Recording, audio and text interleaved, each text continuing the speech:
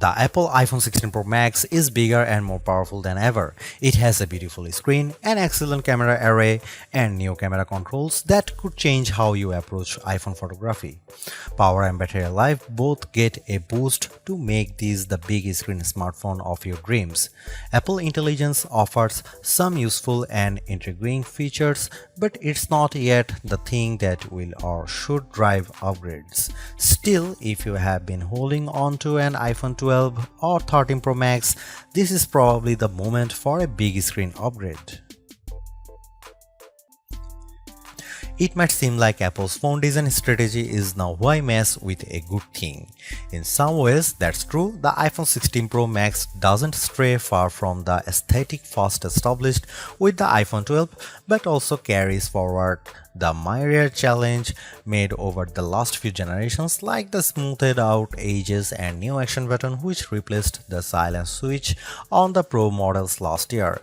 Its dimensions are close to those to the iPhone 15 Pro Max but enlarged by a few millimeters here and there. The 16 Pro Max is 163mm by 77.6mm by 8.25mm and weighs 227 grams. That's 6 grams heavier, 3.1mm taller, and 0.9mm wider than the iPhone 15 Pro Max. If you are comfortable holding and using the iPhone 15 Pro Max, I suspect you will have no trouble with the iPhone 16 Pro Max. I can't say the new phone feels substantially larger in my hand, but I do notice the difference in screen size. The bottom edge features microphone and speaker perforations, along with a USB-C port that, with the right cable, can support Thunderbolt 4 data transfer speeds. There's also a speaker slot along the very top edge of the display. Together with the bottom edge speaker, this phone can produce undistorted room-filling sound. Highs are sharp, mids are strong, and bass is good for the device size. Button placement is mostly identical to last year, with the volume buttons and action button on one side and the larger power or sleep or CD button on the other side. They are joined, however, by a new button, camera control, roughly the same size as the power button. The camera control button is a multi-purpose control that can recognize physical presses and lighter presses to enable haptic response and gestures. It offers instant access to the camera and with those other presses and gestures to various virtual millimeter lenses and camera settings. The materials and build quality are once again excellent. Apple used grade 5 titanium on the body over a graphite-clad aluminum substructure. Apple has also upgraded its ceramic shield, which may make it less susceptible to cracks and scratches, although I was quite careful with my 1TB Desert titanium test unit, so I can't say for certain if this is the case. Okay, I did get it wet, purposely running the IP68 rated iPhone 16 Pro Max under a garden sprinkler. It was fun to watch the screen activating as it was touched by 1,000 tiny fingers when it was just water droplets, but the phone was otherwise unmoved and unharmed by the deluge.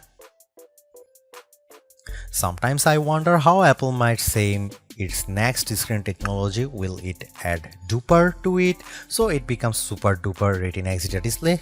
I mean, it may have boxed itself into a corner, but Apple skirted the issue this year by leaving its iPhone display technology pretty much untouched. This is a giant screen, 6.9 inches, achieved through a combination of a slightly larger chassis and pleasingly thinner bezel. There are more pixels than last year. The iPhone 16 Pro Max screen is 2868 by 1320, while the iPhone 15 Pro Max is 2796 by 1290.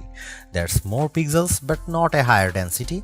This is still 460 ppi and so falls behind the Samsung Galaxy S24 Ultra's QHD Plus display, at least on the ppi front. Apple also didn't mess with the dynamic island, which remains a useful and fungible information peel in the upper portion of the screen. It houses Face ID, depth sensors, and a 12-megapixel true depth camera. The camera takes excellent selfies and is my go-to for biometric unlocking.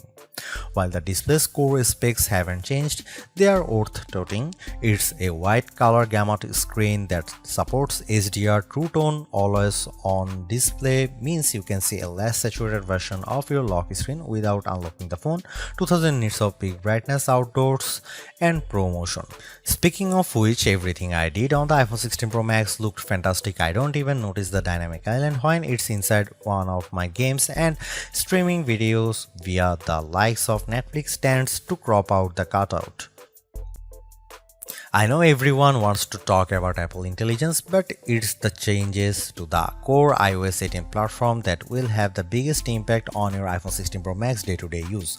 Photos, for instance, has gotten a huge overhaul, and one that I'm not entirely sure makes it better. It's a situation of who moved my cheese, as many of your core features may have shifted or been replaced. The Photos app now defaults to search and collections, which might throw people who are expecting to see their photo library. Still, if they get used to using search for some natural language queries that yield useful image results, they might be pleasantly surprised. The iOS interface is now more customizable, and if you want, you can leave spaces in your app grids.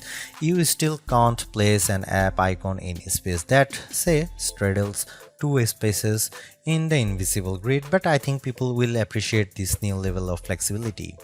Apple seems a bit obsessed with summarization. Summaries exist in writing tools and in the new Safari, which has a slightly hidden highlights feature. Look for a tiny hamburger menu on the left side of the address bar. You can use that to turn it on, and it will take, for example, a lengthy New Yorker article about Ronald Reagan and condense the thousands of words into a paragraph summary. Impressive. So I worry that such a boil down might leave out important nonsense. There's even a new passwords app that consolidates and surfaces all the password feature Apple has previously hidden in features like keychain. Now you have an easy to access app to manage sometimes confusing password and security word. One of my favorite new iOS 18 features is Math Notes. Inside Notes, you can scribble any question, and when you put an equal sign at the end of it, Math Notes automatically solves it and writes the answer in what will look just like your own penmanship. It's a smart bit of machine learning. None of this is as sexy as Apple Intelligence, but this and the myriad of other changes coming with iOS 18 might be more readily practical than what you can currently do with Apple's AI efforts.